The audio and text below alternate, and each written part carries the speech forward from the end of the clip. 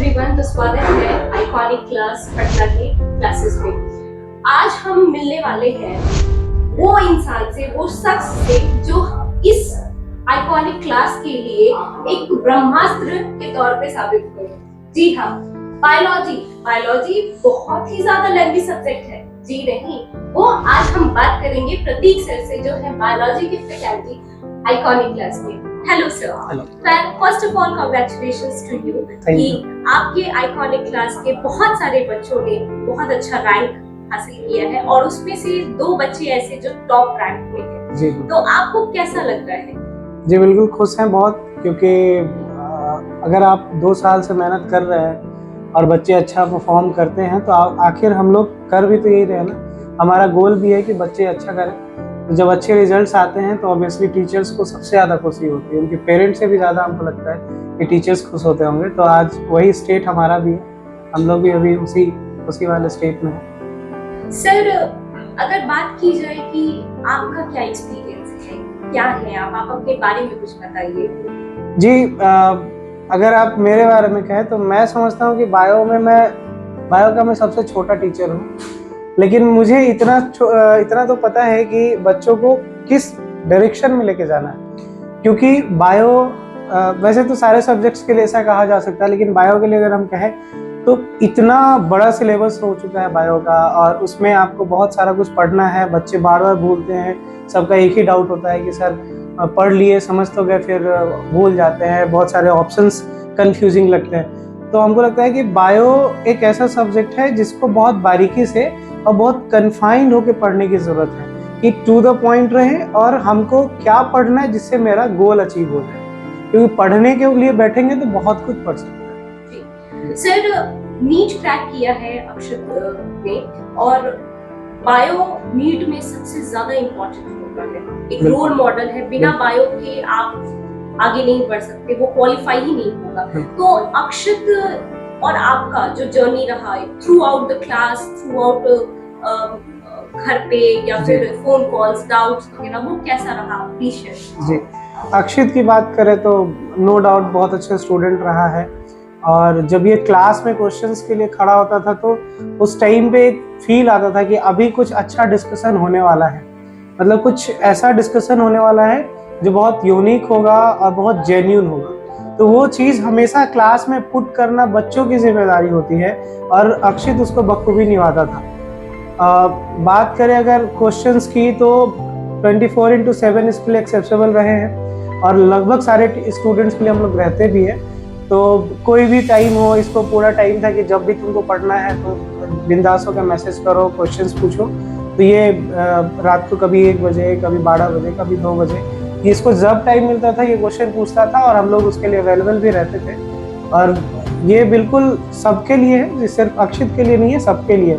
लेकिन अक्षित ने इसका यूज़ किया और इसकी वजह से अक्षित आज बहुत अच्छा स्कोर भी किया है। तो नो डाउट इसमें, क्यों हम लोगों का एक बहुत अच्छा चल रहा था, और अलग से भी एक्स्ट्रा टाइम के लिए भी हम लोग घंटों बैठ के पढ़ाए हैं, एक दूसरे को बहुत कुछ डिस्कस किए हैं। तो वो सारी चीज़ें सभी बच्चों में होनी चाहिए, अभी ये क्यूरियोसिटी होनी चाहिए, तभी ये रिजल्ट होता है। सर, बहुत सारे जो गर्ल्स हैं स्टूडेंट्स, स्पेशली जो गर्ल्स स्टूडेंट्स होते हैं, वो थोड़ी नर्वस हो जाती है जब कोई फैकल्टी सर होते हैं और वो बायो के टीचर होते हैं। तो उस सिचुएशन में आप गर्ल्स को क्या प्रेफर करते हैं, कैसे हैंडल करते हैं कि आई एम विद यू? वो जो टॉपिक्स हैं, वो जब डिस्कशन होता है कोर्ट्स में, बॉयज एंड गर्ल्स हैं, तो गर्ल्स थोड़ी नर्वस हो जाती है, क्वेश्चन नहीं पूछ पाती। उस सिचुएशन में आप कैसे हैंडल करते हैं? हाँ बिल्कुल, ये एक बहुत अच्छा सवाल है आपका। और मुझे लगता है ना कि बायो के टीचर के अंदर इतनी समझ होनी चाहिए कि वो इन सिचुएशंस को कैसे हैंडल करेंगे। तो मैं पूरी कंडीशंस को पहले भाप जाता हूँ, और क्लास में जाने से पहले मैं इन चीज़ों के लिए प्रिपेयर्ड रहता हूँ हमेशा। तो जैसे ही बच्चे आए, तो जब हमारा उनका आई कांटेक्ट होता है तो बच्चों का जो एक अंदर से हेजिटेशन है वो सामने आने लगता है उनके आई कांटेक्ट से, क्योंकि कई बार बच्चे बोल नहीं पाते हैं। तो टीचर को चाहिए कि उन चीज़ों को समझे और कॉन्सेप्ट को बिल्कुल इतना सरल बना दे कि बच्चों को लगे कि वैसा कुछ हम लोग बहुत हेवी बात कर नहीं रहे। तो अगर क्लास को आप लाइट करते हैं, अगर आप चीज़ों को बहुत लाइटली बच्चों के सामने रखते हैं तो बच्चों को भी फील होता है कि वो इतना ज़्यादा हेवी चीज़ नहीं है, उसके बारे में हम लोग बात कर सकते हैं। तो कई बार बच्चे खुल के क्लास में डिस्कस करते हैं अपने डाउट्स को, और फिर भी अगर कोई हेजिटेट होता है तो उसके लिए हम लोग, क्योंकि अक्सर बच्चे ना छोटे से डाउट पूछने के लिए हेजिटेट हो जाते हैं। इतना छोटा सा डाउट हम पूछेंगे तो सर सोचेंगे कि ये तो इसका लेवल बहुत लो है। तो उसके लिए हम लोग करते हैं कि अलग से हम लोग बैठते हैं क्लास खत्म होने के बाद या शुरू होने के पहले, और एक एक डाउट को पूरा 0 लेवल पर लेके जाना, चैप्टर खत्म होने के बाद पूरा PYQ को क्लास में डिस्कस करना, ये हमारा गोल होता है हर क्लास में। सर बहुत सारे बच्चे जो हैं वो रॉ होते हैं, मतलब उनको पता नहीं होता कि मुझे नीट में जाना है या जेई जाना है। वो 10th पास आउट करके आइकॉनिक क्लास अगर ज्वाइन करना चाहिए, जो नए हैं जो अभी देख रहे हो, तो उनको आप क्या बोलना चाहेंगे, उस पेरेंट्स को क्या बोलना चाहेंगे जो एक सपना देखे हैं अपने बच्चे को लेके, या बच्चा भी एक सपना देखा है, एक गोल सेट किया है कि मुझे डॉक्टर बनना है, और इतने सारे मार्केट में लोग हैं, फैकल्टीज हैं, ब्रांड्स हैं, सब हैं, तो आप आइकॉनिक क्लास को प्रेफर क्यों करना चाहते हो, प्लीज बताइए। बिल्कुल, आइकॉनिक क्लासेस को प्रेफर करने का बहुत सारे रीजंस हैं। एक एक करके अगर कुछ पॉइंट्स को मैं आपके सामने रखना चाहूँगा, तो एक रीज़न ये है कि यहाँ पर जो आपको फैकल्टी चाहिए, अगर आप नीट के लिए, तो आपको फैकल्टी चाहिए फिजिक्स के लिए, केमिस्ट्री के लिए और बायोलॉजी के लिए। तो ये तीनों फैकल्टी जो है ना आपके लिए 100% एक्सेसिबल और 100% डेडिकेटेड रहेंगे। ये सिर्फ बोलने की बात नहीं है, हम लोग क्लास में रिजल्ट के लिए नहीं, हम लोग रैंक के लिए काम करते हैं।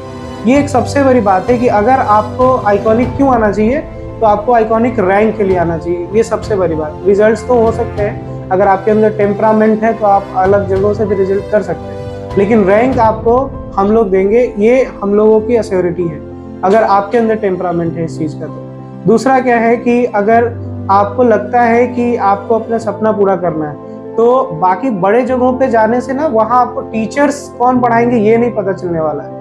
वहाँ आपको यही पता चलेगा कि आपने एक इंस्टीट्यूट में मोटी रकम भरी है, जिसके बदले में आपको क्लासेस कराए जाएंगे, आपका कोर्स कंप्लीट कराया जाएगा। लेकिन यहाँ आपको डे 1 पे आपको बता दिया जाता है कि कौन से फैकल्टीज आपको पढ़ाने वाले हैं, और वही faculty through out the session आपको पढ़ाएंगे।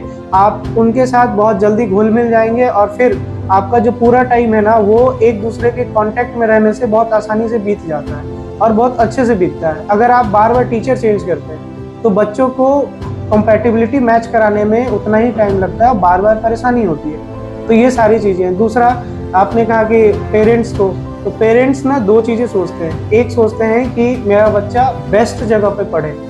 दूसरा, जब ये सोचते हैं तो जाहिर सी बात है कि सारे पेरेंट्स के पॉकेट अलाउ भी नहीं करते। तो फिर दूसरा होता है बजट का प्रॉब्लम। तो हमारा जो है ना यहाँ पे बजट का सिस्टम ही यही है कि हम लोगों का फ़ी बहुत नॉमिनल है, और फ़ी हम लोग इसलिए नॉमिनल रखते हैं ताकि हर बच्चों तक हमारा जो एजुकेशन है वो पहुँच सके। तो ये एक दूसरा रीज़न है, जिससे कि पॉकेट पे बहुत ज़्यादा लोड भी ना हो और बहुत अच्छा रिजल्ट भी हो बच्चों का। इसलिए हम आइकॉनिक रिकमेंड करेंगे पेरेंट्स को भी और स्टूडेंट्स को। सर ये क्लास कब होते हैं आपसे? आजकल जो यूथ है जो पढ़ाई कर रहा है, या फिर कोई टेक्निकली कोटा जाके पढ़ रहा है, या फिर कोई पटना में ही है तो इंस्टीट्यूट्स में है, बट वो डाइवर्ट है, तो माइंड उसका एक जगह स्थिर नहीं है, स्टेबल नहीं है। वो कभी PUBG खेल रहा है, कोई टाइम अपना कहीं और ले रहा है, कहीं और ये कर रहा है, तो उन बच्चों को आप क्या कहना चाहेंगे, क्या मोटिवेशनल है? बिल्कुल, आज के डेट में ना क्लासेस में भी हम लोग ऑब्जर्व करते हैं कि बच्चों का कंसंट्रेशन बहुत लूज हो गया है, और इसका सबसे बड़ा रीज़न है मोबाइल। क्योंकि हम लोग जब सुबह उठते हैं ना तो हमारे हाथ में सबसे पहला चीज़ होता है मोबाइल, और रात को सोते टाइम भी जो आखिरी चीज़ हमारे हाथ में होता है वो मोबाइल होता है। तो अगर आपको रिजल्ट चाहिए ना, मैं ये नहीं कहता कि आप मोबाइल यूज़ मत करो, लेकिन मोबाइल ये अक्षित भी यूज़ करते थे, दिव्यांश भी यूज़ करते थे, लेकिन इनके पास क्या था ना कि इनका एक टाइम होता है मोबाइल यूज़ करने का, एक रीज़न होता है मोबाइल को यूज़ करने का। अगर आप बिना किसी रीज़न के कोई काम कर रहे हैं तो उसका आउटपुट ऑब्वियसली कुछ नहीं आना है। तो आप किसी भी चीज़ का यूज़ उसके सही कारण की वजह से करेंगे तो उसका सही रिजल्ट होगा। किसी भी चीज़ का गलत कारण से उसका इस्तेमाल करेंगे तो गलत रिजल्ट होगा। ये तो नॉर्मल सी बात है, ये मेरे कहने की बात नहीं है। तो आप किसी भी चीज़ का इस्तेमाल करें, सही मायने में करें, तो उसका सही आउटपुट आपको मिलेगा, सही रिजल्ट आपको मिलेगा। और डिस्ट्रैक्शंस बहुत हैं, हम लोग ना शॉर्ट टर्म जो हैप्पीनेस है उसके लिए जीने लगते हैं। अगर आप शॉर्ट टर्म हैप्पीनेस के लिए जी रहे हैं तो फिर आगे चल के आपके साथ बहुत कुछ बुरा होने वाला है। और अगर आप अभी से अपने कल को सही करने के लिए चल रहे हैं तो आपको ज़रूर पेन फील होगा, आपको ज़रूर थोड़ा सा प्रॉब्लम आएगा, लेकिन ये बनने का एक समय है। जैसे एक बड़ा अच्छा कहानी था कि घोड़ा जब रेस में दौड़ रहा है तो उसके ऊपर जो घोड़ा का मालिक है वो उसको बहुत चाबुक से मारता है। तो घोड़ा को पता नहीं चलता कि हमको इतनी मार क्यों पड़ रही है, लेकिन एक्चुअल में उसको जो चोट लग रही है उसको जिताने के लिए लग रही है। अगर घोड़े को मारना छोड़ दिया जाए तो वो रेस जीत नहीं पाएगा। तो एग्जैक्ट हमारे साथ भी ऐसा ही होता है। ये जो टाइम है ना, इस टाइम पे हमें दौड़ना है और हमें बार बार चोट लगेंगी, बार बार हमें पेन होगा। ये इसलिए है कि हम जीते, हम सक्सेसफुल बने। तो इन चीज़ों को हमेशा ध्यान में रखना चाहिए।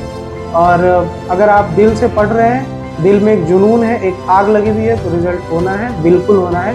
इसमें कोई किसी को रोक नहीं सकता। सर, ये आप व्यूअर से क्या कहना चाहेंगे आइकॉनिक क्लासेस ज्वाइन करने? मैं व्यूअर से यही कहूँगा कि पटना में कुछ लोग बहुत जुनून से सब कुछ छोड़ के यहाँ पे सिर्फ इसलिए आके बैठे हैं कि हमारे बच्चे जो किसी सर्कमस्टांसेस की वजह से कोटा चले जाते हैं या दूसरे शहरों में चले जाते हैं, हमारे जो टीचर्स दूसरे जगहों पर चले जाते हैं, तो हमारे टीचर्स दूसरे जगह पे जा रहे हैं, हमारे स्टूडेंट्स दूसरे जगह पे जा रहे हैं, वहाँ से रिजल्ट हो रहा है, तो फिर ये चीज़ हम पटना में क्यों नहीं करेंगे? हमारे बच्चे बाहर क्यों जाएंगे? तो आप लोगों से मैं यही कहूँगा कि आप लोग एक बार आइकॉनिक को ट्राई करिए और यहाँ जो बदलाव के लिए हम लोग बैठे हैं उसको फील करके देखिए। अगर हम लोगों का पर्पस आपको जेन्युइन नहीं लगा तो फिर आप बिल्कुल स्वतंत्र हैं, आपको जो चाहे वो आप डिसीजन ले सकते हैं। Thank you so much sir, इतना मोटिवेशनल स्पीच भी देने के लिए थैंक यू सो मच, और टाइम भी देने के लिए शुक्रिया। और मेरे व्यूअर से एक रिक्वेस्ट है कि प्लीज सर की बात एक बार सुनकर आप यहाँ आइए, मिलिए, समझिए और एक बार ट्राई कीजिए। फिर तो आप इंडिपेंडेंट है ही, आप कहीं और रिसर्च कर सकते हैं, लेकिन आइकॉनिक क्लास एक बार जरूर। Thank you.